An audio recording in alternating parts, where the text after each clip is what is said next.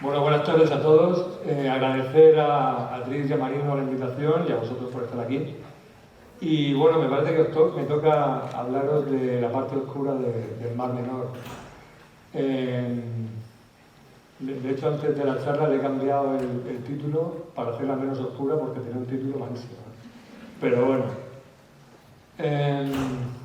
no voy a introducir demasiado sobre lo que es el Mar Menor porque Javi ya, nuestro compañero, ha hablado antes de sus características. Contaros que, bueno, por supuesto es un espacio único a nivel mundial. Hay dos condiciones que hacen especial el Mar Menor. Uno, la salinidad, como comentaba Javi. La salinidad antes de los años 70, los años 60, 50 y anteriores, llegaba a 54 gramos por litro. Es una salinidad muy elevada.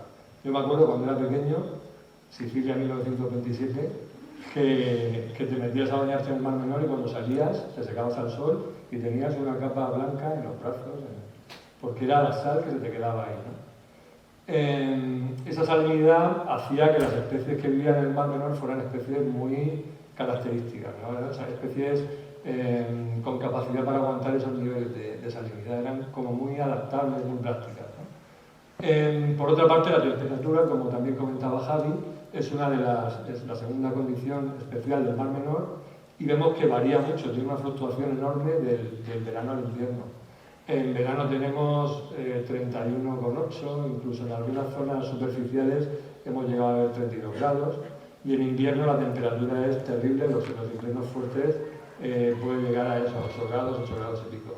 Es la temperatura del Mar del Norte, o sea, imaginaros lo que comentábamos antes, que cuando buceas ahí, pues hay veces que realmente lo pasas mal, ¿no? Las zonas más expuestas, como pueden ser los labios, la cara y todo esto, se te cortan y sales con los labios hinchados y sin poder hablar, ¿no? De hecho, muchos accidentes que ocurrían antes, cuando los equipos de neopreno, para la gente que practicaba vela ligera y todo esto, no eran lo suficientemente adecuados, pues muchos accidentes que habían en invierno acababan en muerte de la gente que se caía al agua cuando abocaba el barco por hipotermia, ¿no? Es una temperatura muy parecida a la que en el Mar del Norte. En cuestión de 10 minutos estás hecho una castaña, ¿no? Entonces, bueno, pues estas condiciones de temperatura y de salinidad hacen de la laguna salada un entorno muy especial y en el que viven unas especies muy características, ¿no? En las últimas décadas, evidentemente, se ha observado un deterioro cada vez más importante en la calidad de las aguas. Los factores, como siempre, pues suelen ser de origen antrópico y bueno, al final esto ha acabado en una degeneración completa del ambiente que teníamos en un principio y que comenzó con la apertura del Estacio. El Estacio es un canal que hay en la Manga, es que no quiero pasar, es a ese nivel. Es un canal que se abrió en los años 70, a principios de los años 70, para permitir paso de barcos entre el Mediterráneo y el Mar Menor y al revés, y bueno, para hacer un puerto deportivo. Esa apertura que se abrió en la Manga tenía 30 metros de longitud por 5 de profundidad. Fijaros si fue tan impactante la cosa que en cuestión de unos años, a principios de los años 80, la salinidad había descendido de 50 y tantos gramos por litro, que estamos hablando de 54, a unos 45 gramos por litro. Este fue el primer hachazo al Mar Menor. O sea, ahí empezó el declive de la laguna como la conocíamos, tal y como la conocíamos. Para que os hagáis una idea, empezaron a entrar un montón de especies que ya a esa salinidad se adaptaban perfectamente. La temperatura era otra cuestión, que bueno, pues algunas lo aguantaban mejor, otras peor, pero la salinidad, la bajada de salinidad, implicó una entrada masiva de especies del Mediterráneo que ya toleraban esa salinidad. Había especies que se consideraban más perjudiciales que otras y había algunas que pues, al final encontraron ahí un poco el santuario, como puede ser la nacra, que después os contaré un poco sobre ella, ¿no? Pero otras especies que estaban en el Mediterráneo, como Caulerpa prolífera, entró en esa época también y colonizó toda la laguna. Hay mucha gente, muchos investigadores, que demonizan un poco este alga porque realmente la ven como generadora de fangos en el sustrato y como que compite un poco también con Cimodocea, cosa que realmente pues tampoco es así, ¿no? Ahora mismo hay praderas mixtas de Cimodocea y Caulerpa, y por observaciones de fotografías vía satélite de distintos años, pues vemos que las praderas de Cimodocea se conservan en el tiempo, a pesar de que tengan algún impacto también de origen antropogénico, se conservan en el tiempo y las praderas de Caulerpa van fluctuando de un año a otro. Entonces, bueno, pues yo digo que entraron muchas especies, colonizaron especies nuevas y ese fue el primer golpe, ¿no? Por supuesto, la regeneración de playas, que en un principio, digamos, yo recuerdo el Mar Menor cuando no tenía arena, era una zona de piedras y de tierra, y la entrada a la zona de agua era una especie de piedras así grandes, cuadradas, con un bordillo de una acera que colocaban ahí y te metías ahí. De hecho, cuando éramos pequeños había muchos accidentes porque resbalaba mucho y los críos se resbalaban y cuando caían se daban con el mar y se cortaban, ¿no? Empezó la regeneración de playas y eso implicó trasladados en el fondo del Mar Menor, sacar arena y llevarla hacia las playas. Y también se crearon espigones para proteger esas arenas para que no se fueran con las corrientes y con el viento. Bueno, pues todo eso cambió la dinámica de corrientes de la laguna y empezó a generar pues, zonas de fango, zonas con más problemas y menos. Hay una división, hay dos cubetas, la cubeta norte y la cubeta sur. La cubeta norte siempre ha sido un poco más sana en cuanto a corrientes y todo esto, y se nota en la calidad del agua. Y luego la cubeta sur, con todo el tema de la regeneración de playas, fue un desastre porque las zonas con más conflictividad ahora mismo y más problemas de calidad de aguas, están en la cubeta sur. Bueno, pues si a esto le sumamos los vertidos en ramblas, los emisarios de aguas residuales, que ahora mismo están más o menos controlados porque hay muchas sedas, estaciones depuradoras de aguas residuales alrededor de la laguna, pero algunas funcionan mejor y otras peor. Yo me recuerdo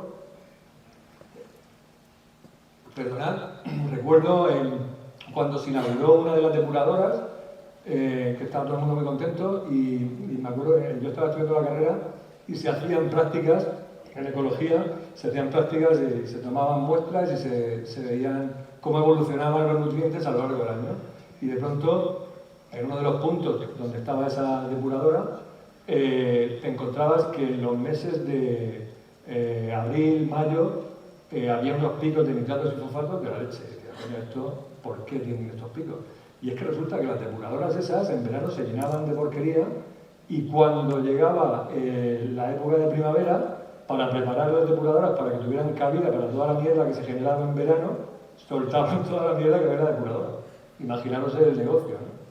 Eso con el tiempo pues, se mejoró y ahora mismo la calidad de las estaciones depuradoras de aguas residuales en la ribera del Mar Menor, en las riberas del Mar Menor es un poco mejor, ¿no? A pesar de todo, bueno, pues evidentemente con el paso del tiempo las poblaciones alrededor también han aumentado muchísimo. Recuerdo también hace muchos años, cuando empecé yo a tener conciencia de lo que era la zona donde yo veraneaba en la ribera, en la cubeta norte, pues yo me acuerdo que veraneábamos ahí en primera línea de casas y detrás de esa primera línea de casas no había nada. O sea, había alguna casa en segunda fila y ya no había más. Ahora mismo tienes construido desde la primera línea de costa hasta San Javier, que es un pueblo que hay pues a unos, ¿cuántos kilómetros? Serán unos 4 o 5 kilómetros más adentro, ¿no? 4 o 5 kilómetros más adentro, de casas una tras otra, tras otra. Por eso al final supone una presión y un aporte de nutrientes que, aunque pase a través de hayan depuradoras que controlen, pues también tiene un aporte, ¿no? Al final el resultado es que tenemos un medio que en un principio, hace ya muchos años, era un medio oligotrófico, era una de las características del Mar Menor. Oligotrófico quiere decir muy pobre en nutrientes. Bueno, pues ha pasado a ser un medio eutrófico, que es un medio con muchos nutrientes y con problemas de eutrofización.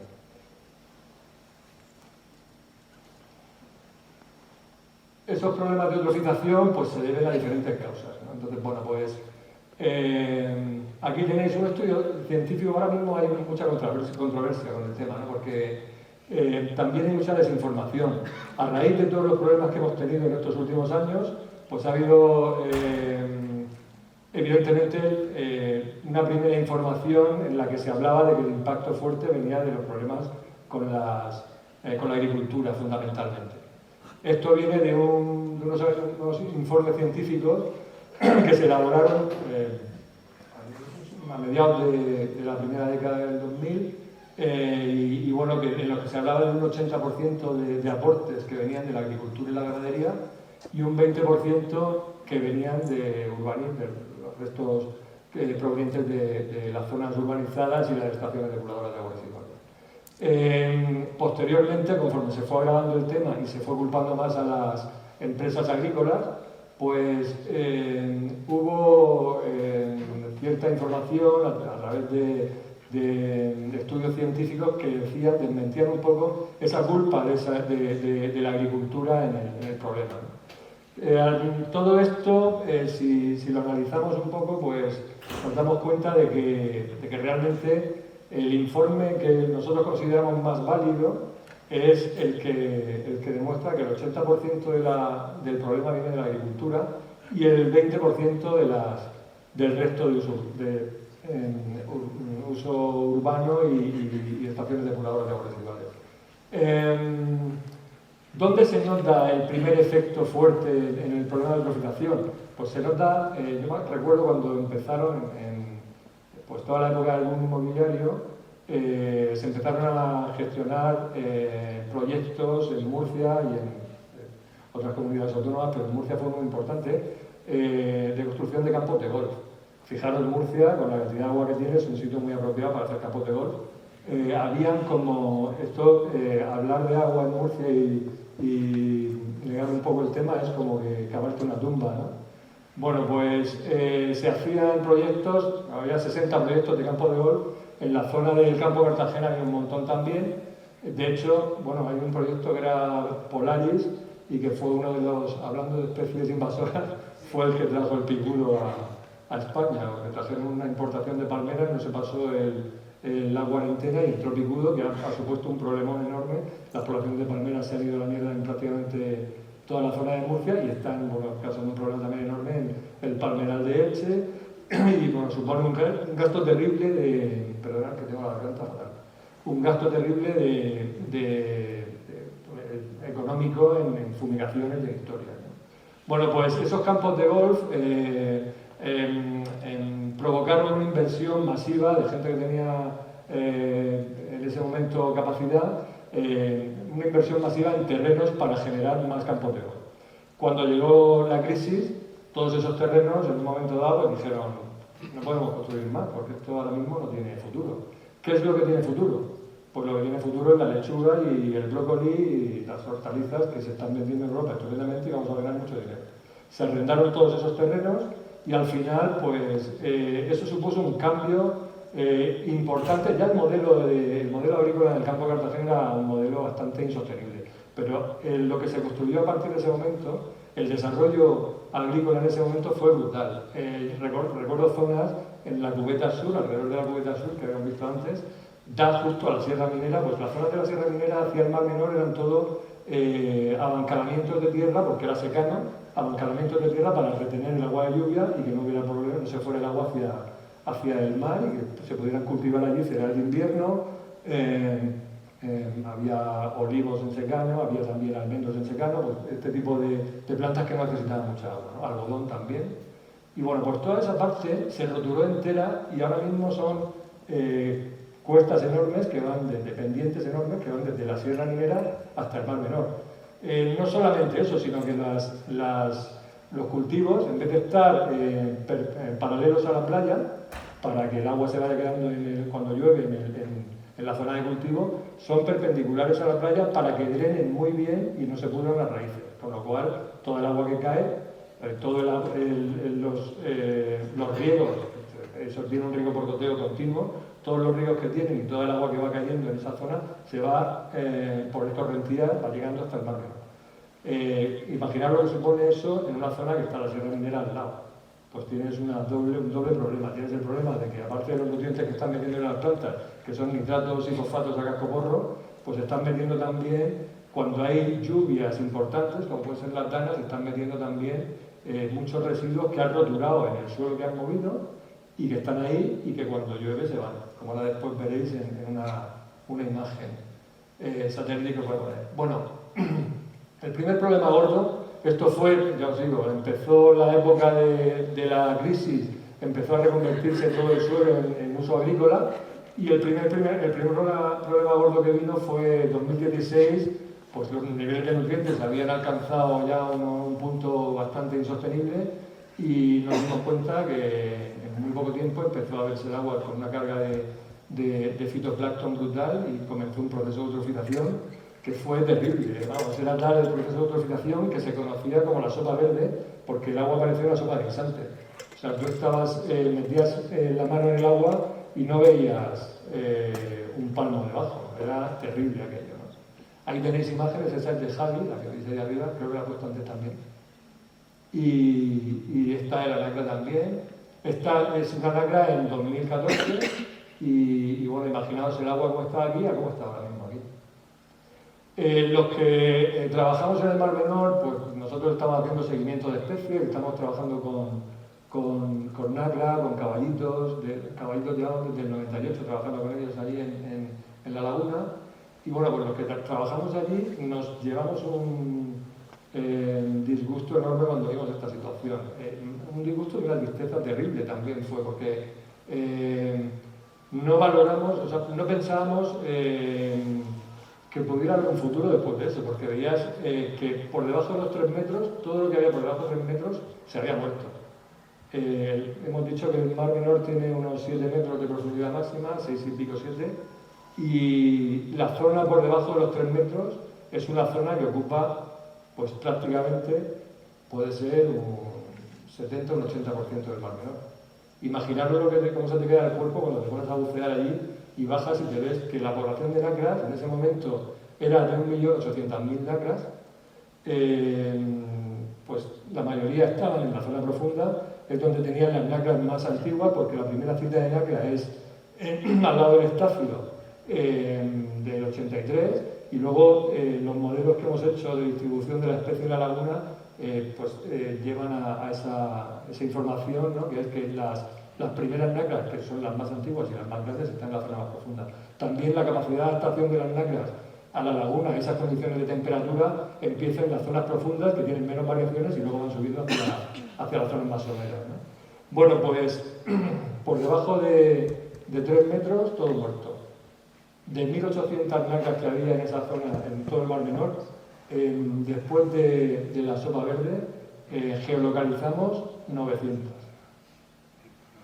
Justo en el momento en el que entró el parásito Haplosporidium, parásito del grupo de los Haplosporidium, el Pinnae, entró en el Mediterráneo y se cargó en unos años a toda la población del Mediterráneo.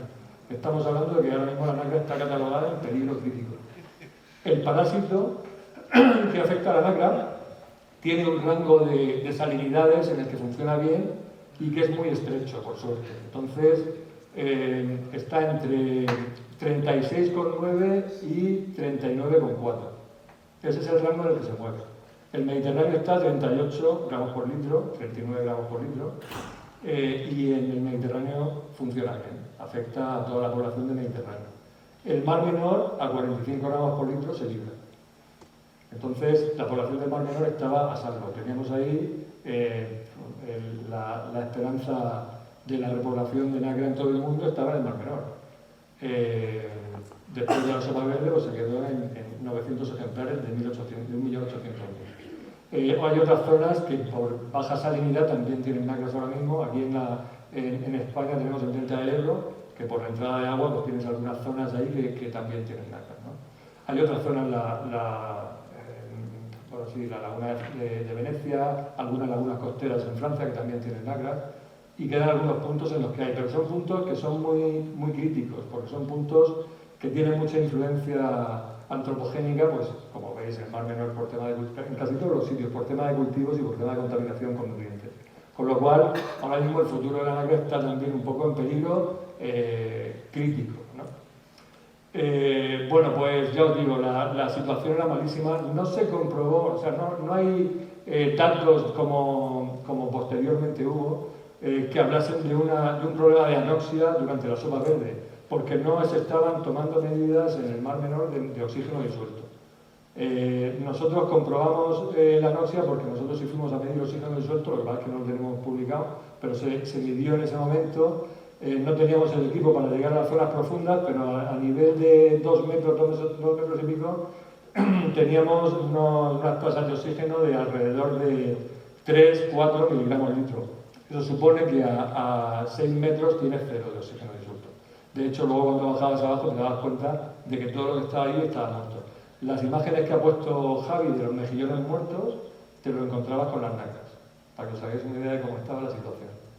Bueno, pues lo que pensábamos que podía ser ya la pérdida de la laguna costera, de hecho hablábamos y decíamos, esto cuando se solucione el problema y haya menos vertidos y menos entrada de nutrientes, pues posiblemente tarde unos 20-30 años en recuperarse la laguna. Bueno, pues se puso solución temporal cortando la entrada de la Rambla de Albujón, que es una rambla que hay, ahora después os la enseño, en uno de los mapas vía satélite, que está más o menos entre la cubeta, más arriba de la cubeta sur, pero bueno, está un poco ahí a medio camino. Y se cortaron la entrada de nutrientes por esa rambla, que tiene un vertido continuo de agua proveniente del acuífero y del problema agrícola también. Y bueno, eso fue tremendo. El año siguiente teníamos el agua cristalina, veías cómo estaba todo empezando a funcionar otra vez. Fue una muestra también de la palabra esta que estamos hablando todo el día, de resiliencia de la laguna, ¿no? Nos quedamos todos bastante sorprendidos con la capacidad de recuperación que tenía el Mar Menor, ¿no? Bueno, pues ese control de nutrientes siguió funcionando hasta que se rompieron las bombas que hacían el bombeo de esos nutrientes y se quedó la cosa ahí parada. Siguieron entrando nutrientes y llegó 2019 con la superdana que afectó a toda la zona del Mar Menor y que fue tremendo aquello, ¿no? Aquello fue, me acuerdo, el 15 de septiembre fue cuando empezó a llover, se tiró 2 días lloviendo brutalmente, pero brutalmente que el nivel del mar en el Mar Menor subió 80 centímetros. Imaginaros el agua que entró en el Mar Menor. Estos balnearios, esto que veis aquí son balnearios que hay, los que ha puesto antes Javi, que se veía por debajo estupendamente todo lo que había. Bueno, pues es un hábitat especial del Mar Menor. Bueno, pues esos balnearios, entre las tablas de la superficie donde la gente se baña y la superficie del mar, hay una distancia de 80 centímetros. Pues ahí veis cómo estaba. Entró agua, pero no penséis que solo entró agua. Entró agua y todo lo que arrastró el agua cuando venía desde el campo de Cartagena, desde la Sierra Minera y desde cualquier sitio donde llegaba. O sea, fue una entrada masiva de nutrientes tóxicos, coches, depósitos de basura, contenedores, todo lo que se te podía ocurrir estaba ahí dentro del Mar Menor. Bueno, ahí tenéis la imagen que os decía, vía satélite. Podéis ver las plumas de sedimento entrando. La Rambla de Albujones está aquí. Es una zona de entrada de todo lo que la cuenca de sedimentación del campo de Cartagena. Y bueno, aquí veis esta entrada de nutrientes que es marrón, de color marrón, porque el nutrientes, perdón, de limos y sedimentos, pues es marrón porque el sedimento predominante en esa zona es el de la zona de campo de Cartagena al oeste del Mar Menor, que es una zona con ese tipo de tierra, ¿no? Sin embargo, si ves la entrada, la pluma no se ve muy bien aquí en la diapo, la entrada a este nivel es de un color más rojizo. Es porque todo lo que entra por ahí proviene de la Sierra Minera que está aquí. La Sierra Minera es una sierra, bueno, está en la zona de la Unión, no sé si conocéis el caso de Portmán, de la bahía de Portmán. Son explotaciones mineras que han habido desde los romanos en toda esa zona de ahí y que, bueno, con el tiempo pues siguieron explotándose y en la década de los 70 y 80 estuvieron explotándose por una empresa inglesa que explotó aquello de una manera totalmente salvaje y sin control. Llegó a generar el problema de la bahía de Portmán, que es una serie de vertidos que colmataron una bahía que tenía casi 70 metros de profundidad y no me acuerdo exactamente los kilómetros de ancha, pero por lo menos 4 o 5 kilómetros de ancha, o 3 kilómetros de ancha, sí. Imaginaos la cantidad de vertido que se hizo allí en esa zona. Bueno, pues eso es lo que caía hacia el lado del Mediterráneo. No se nota tanto, pero hacia el lado del Mar Menor también hay minas abiertas y hay balsas donde se depositan los residuos de las minas, ¿no? Esas balsas, ahora mismo, a día de hoy, algunas tienen grietas y están liberando continuamente esos restos del lavado del mineral, del material de las minas. Eso supone que haya pueblos como el Llano del Beal, en los que tú haces un análisis de pelo a los niños del colegio y del terreno que tienen en el patio del colegio están acumulando mercurio, están acumulando plomo, están acumulando arsénico y están totalmente contaminados. De hecho, hay un montón de casos de enfermedades relacionadas con eso. No cuento cómo está la zona del Mar Menor por allí. O sea, allí hay análisis toxicológicos en toda esta cubeta sur, en los que han analizado, por ejemplo, hojas de Caulerpa prolífera, que está por toda la zona bastante extendida, y te salen unos picos de arsénico que, bueno, son tremendos. Si estuviera, no sé si está camino la ponencia de esta manera, pero era de susto. O sea, que el tema es un poco complejo, ¿no? Conozco gente que todavía a día de hoy vive en la manga y cogen berberechos y ostras, porque hay berberechos, hay bivalvos y eso, y se los comen directamente del agua. O sea, los cogen, le echan un chorrito de limón y se lo comen. O sea, los bivalvos son filtradores y están filtrando continuamente el agua y automáticamente captan todos esos tóxicos. De hecho, tú coges un berberecho que ha estado en una zona con tóxicos y lo colocas en un acuario en el que haya peces y que tengan agua limpia y en cuestión de 10 minutos los peces palman todos, porque el berberecho se limpia, libera los tóxicos y el tóxico llega al agua y contamina el agua y los peces acaban muriendo. Entonces, bueno, pues para que os hagáis una idea de cómo está el tema, ¿no? La Dana de 2019 supuso un problema enorme de entrada de agua y de entrada de nutrientes y de eutrofización, porque esos nutrientes, aparte ya había comenzado la eutrofización durante el verano, pero cuando llegó la Dana pues se potenció por esa entrada también de mucho más sedimento y mucho más nutriente, ¿no? Eso al cabo de un mes supuso una especie de colapso de la zona superficial en la que todo el fitoplancton murió y cayó al fondo. Bueno, durante ese mes, ¿no? Cayó al fondo. Eso hizo que en el fondo se generase, como había una diferencia, había entrado tanta agua dulce, perdonad que no os he contado esto antes.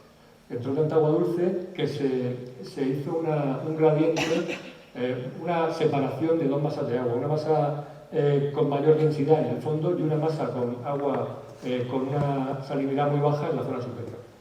En esa zona de baja salinidad es donde el fitoplancton murió y cayó al fondo. La separación era tremenda, o sea, la separación tú medías y veías como tenías de 0 a 3 metros una salinidad y a partir de los 3 metros y 1 centímetro cambiaba la salinidad a otra mayor. O sea, era una aloclina tremenda, ¿no? Separabas perfectamente una masa de agua con una salinidad muy baja y una masa de agua con salinidad muy alta. ¿Qué ha ocurrido aquí? Bueno, pues que al morirse el fitoplancton y morirse algunas cosas en la zona de aguas superficiales, esa materia orgánica cayó al fondo y se descompuso en el fondo, generando una masa anóxica que ocupaba pues, toda la zona por debajo de 3 metros en la zona central del Mar Menor. Esa masa anóxica estaba quieta ahí y tú medías, tú bajabas una sonda y veías como oxígeno disuelto en el agua, pues la parte superficial tenía más o menos 4 o 5 miligramos litro, ibas bajando y llegabas hasta un momento que tenías 3 y pico y justo llegabas a los 3 metros y pasaba de 3 y pico de oxígeno disuelto a 0 de oxígeno disuelto. O sea, el nivel de oxígeno caía hasta la anóxica. Nosotros cuando empezamos a ver esta situación fuimos a ver lo que había ocurrido también y nos tocó ir a bucear y ver cómo estaban las poblaciones de Nacla, que estábamos haciendo el seguimiento en ese momento, ver un poco también los caballitos en la Dana esta sufrieron muchísimo y bueno, como habéis visto las fotos de Javi, los signapios en general sufrieron muchísimo porque son peces con una movilidad un poco reducida y entonces no podían escapar como otros peces, ¿no? Bueno, pues llegó un momento en el que te metías a bucear allí y aquello era dantesco. Tú te metías y los primeros 3 metros veías 2 centímetros delante de la caza, porque era todo una eutrofización total y no se veía nada. Cuando llegabas a los 3 metros veías una especie de mancha negra. Tú podías meter la mano dentro de la mancha negra y la mano entraba dentro y no veías qué había.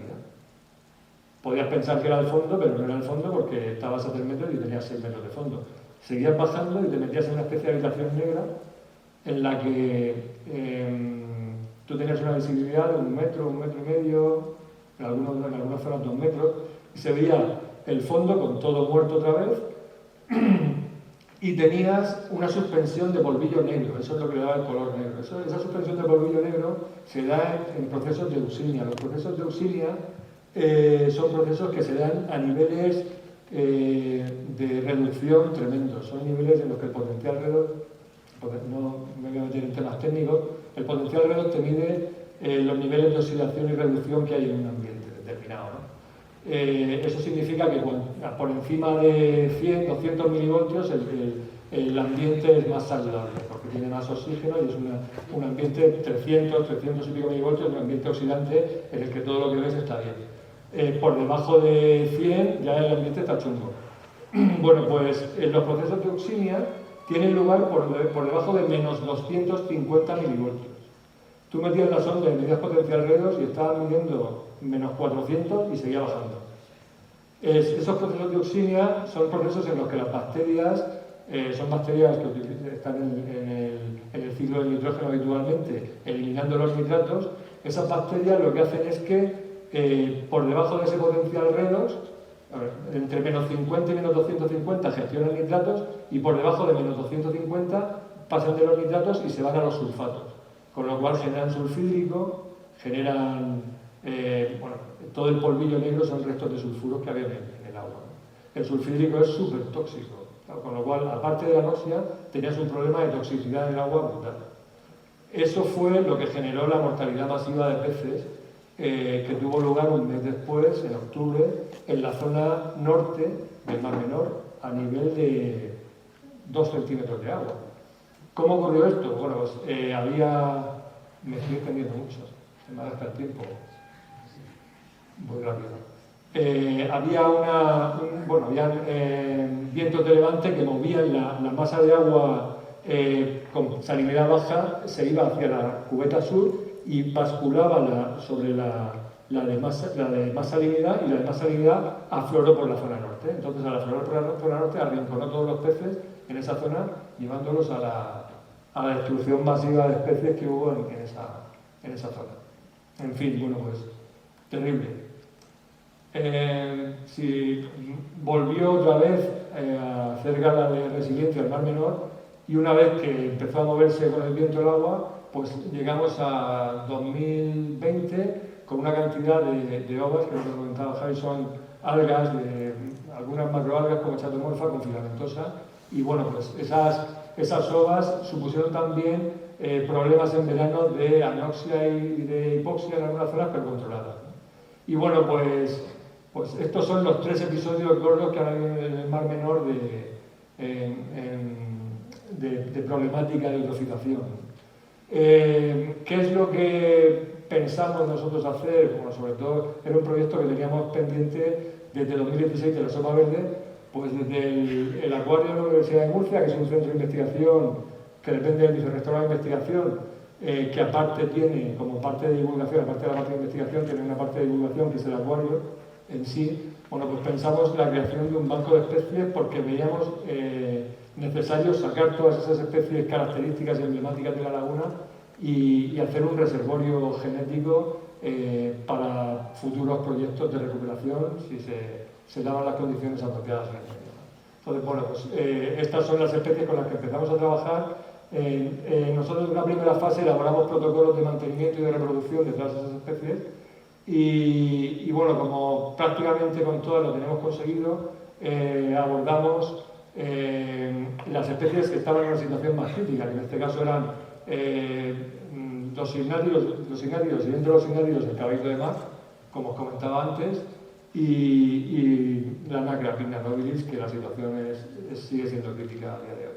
Entonces, bueno, pues los caballitos, ahora mismo tenemos un grupo reproductor con el cual estamos funcionando desde 2021 y el grupo reproductor empezó con 20 ejemplares, tenemos ya más de 2000, siempre controlando que la variabilidad genética sea la apropiada y siempre teniéndolos en reserva. El objetivo no es repoblar la laguna con estos caballitos, el objetivo es que tener una bala en la recámara por si es necesario repoblar. Al final las repoblaciones siempre suelen ser problemáticas, si no lo haces de una forma muy concienzuda. Entonces, el proyecto, o sea, la idea de lo que sería lo mejor para el Mar Menor es que una vez que se recuperase, quedasen todavía ejemplares en la laguna capaces de recuperar por sí sola la población de caballitos.